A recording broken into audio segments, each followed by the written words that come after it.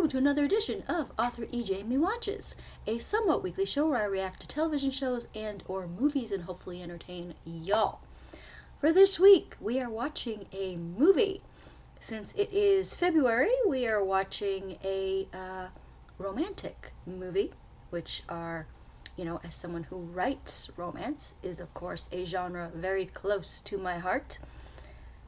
Particularly World War II set romances. I am all about movies set in World War II,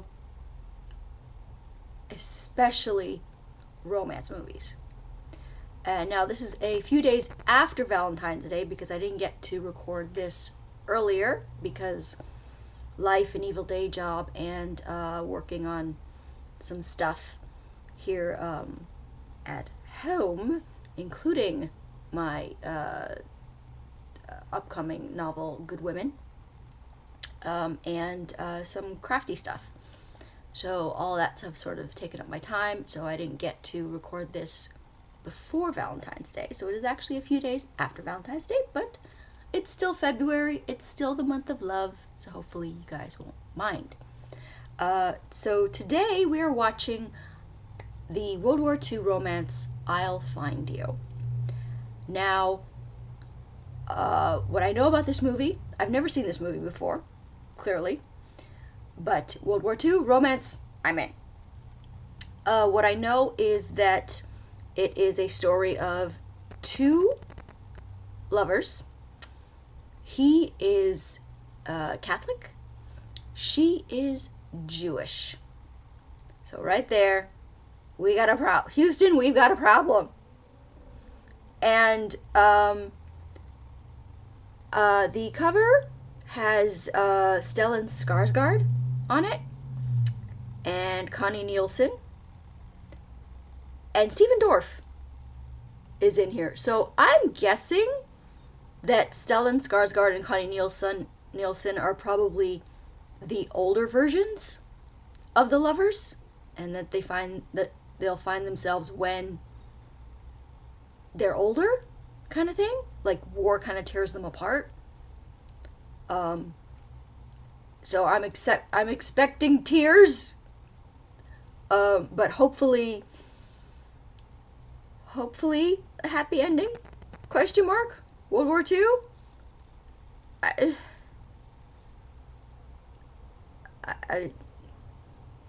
Stephen Dorff is throwing me off. Is he like... Does he marry her? And like when the hero finds her, she's actually married?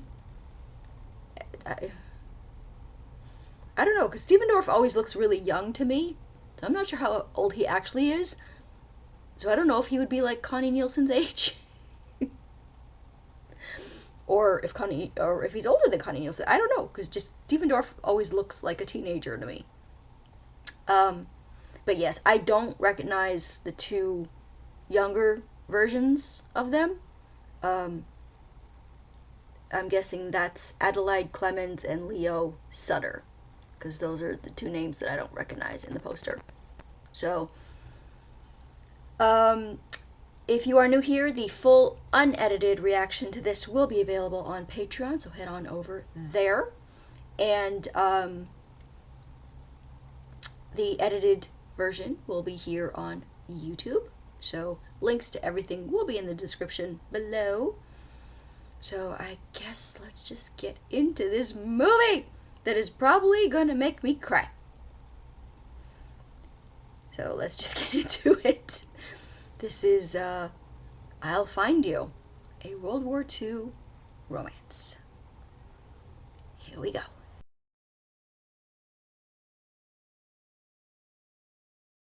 Oh god, I'm a mess. Oh. That was painfully beautiful.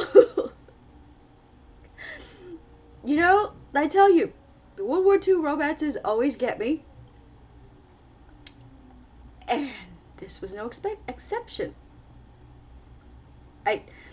It wasn't what I thought it was going to be.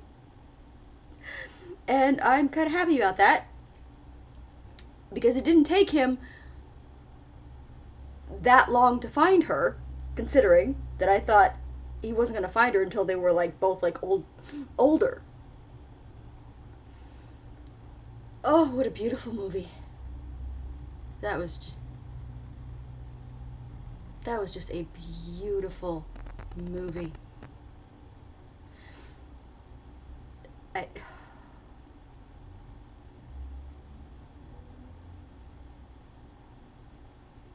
It's just, the subject matter, of course, is just heartbreaking. And I think that's what makes World War II, sort of anything, dramas, movies, books, that much more sort of impactful, because the stakes are so high. Because 11 million people died. 11 million. And we're talking about 11 million in the camps. We're not even talking about like soldiers. We're talking about innocent civilians died. And it's sort of their stories that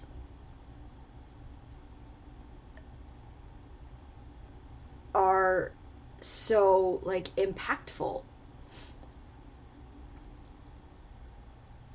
because of how they suffered, and their resilience, and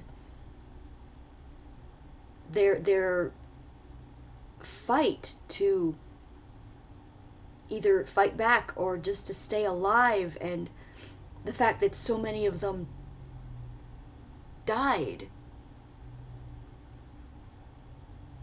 is just makes it like no other genre, in my opinion. The performances were, of course, amazing. I'm so glad that Stephen Dorff wasn't like an evil Nazi. That he was actually working against them and trying to kill Hitler. Very happy about that. Same with Stellan Skarsgård. Connie Nielsen is just, amazing.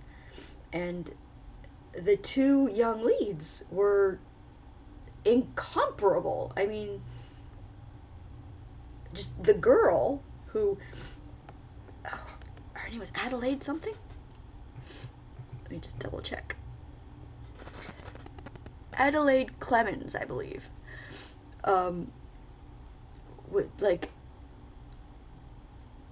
She was amazing. Especially that last bit with her after the war was over. And you just see what a broken young woman she is. And just the fact that she was able to grab onto just that little bit of life thanks to her music. Even though the idea of playing her music hurt her so much, considering how the Nazis exploited that. Just the fact that she was able to grab that little bit of life again through her music and make it something good again was just beautiful to see. Just outside of the romance part of it. Just her. And then you have Shawn Mendes. Leo Suter, who, I'm sorry, I cannot be the only one who sees that he could be Shawn Mendes' twin brother. But his performance was just amazing as well. I haven't seen either of them in anything else before, but I would definitely want to. And I'd like to know if that was actually, if the music was actually like them singing and playing. Like, can Stellan Skarsgård sing like that? Can Shawn Mendes 2.0 sing like that? Like, but yeah, his journey too, like, he was basically a wishful panda the whole way through the movie. He said, I'll find you, and he never gave up. He never gave up. Find you a guy. Am I right? Find you a guy.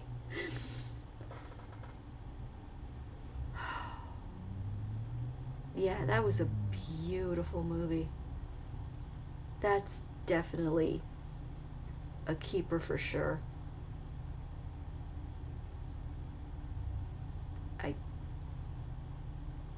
I'm definitely getting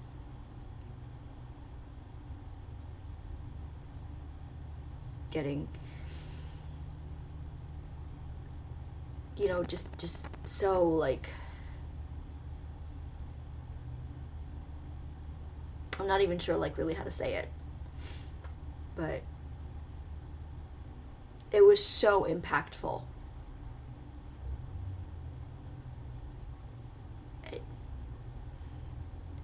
And just, again, I'm trying to keep political stuff off my channel, but they certain people want to go back to this. Certain people want to go back to this.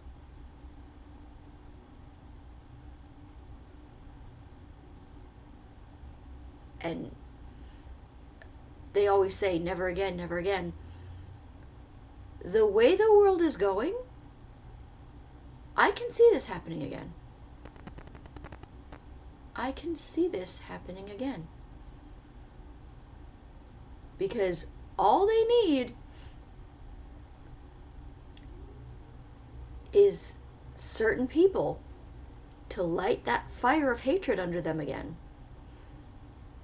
Because the past 50 years, or what have you, 50 or 60, 70 years now? Has it been? That hatred hasn't gone away. I mean, we have neo-Nazis now, we have the idiots with their white power bullshit. They were just not given the platforms that they have now. Social media, the internet has been a wonderful thing, but there's that other side of it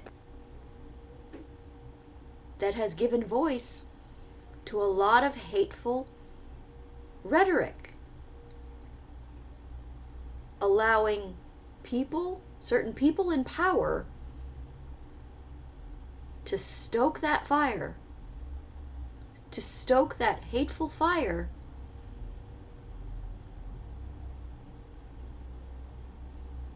So I can see this happening again. I pray that it doesn't. And I pray that I'm not alive, that it doesn't happen sort of in my lifetime. Maybe that's selfish of me, but like I said, I would not last 5 minutes in a freaking war. I would not. As much as I am affected and love hearing stories based in that time, and I've written stories based in that time. My Resistance trilogy, the backdrop for that is World War II. The backdrop for that does partly take place in Auschwitz. And it's a romance, but apart from the fictional characters that I use, I didn't have to make up much.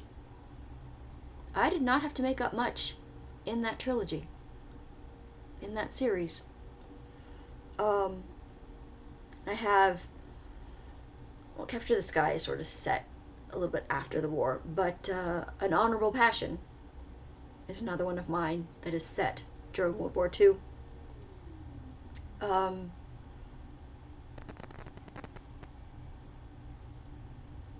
Yeah, so I am definitely someone who minds a lot from that era, because it has captivated me so much because of the characters and the people who lived through that, and just the high stakes of it all. But I'm a coward and would never want to live through would never make it through that time. So yeah, beautiful movie, definitely a keeper. Just wow, so beautifully filmed, acted, musically, like, oh my god. That piano song, that Hitler song, I want to know if that's a real song.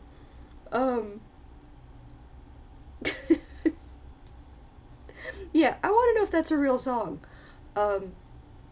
So yeah, full, unedited version of this will be available on my Patreon, so please do head on over there to, if you want to watch more of my crying, because YouTube will have an edited version of my emotional ass.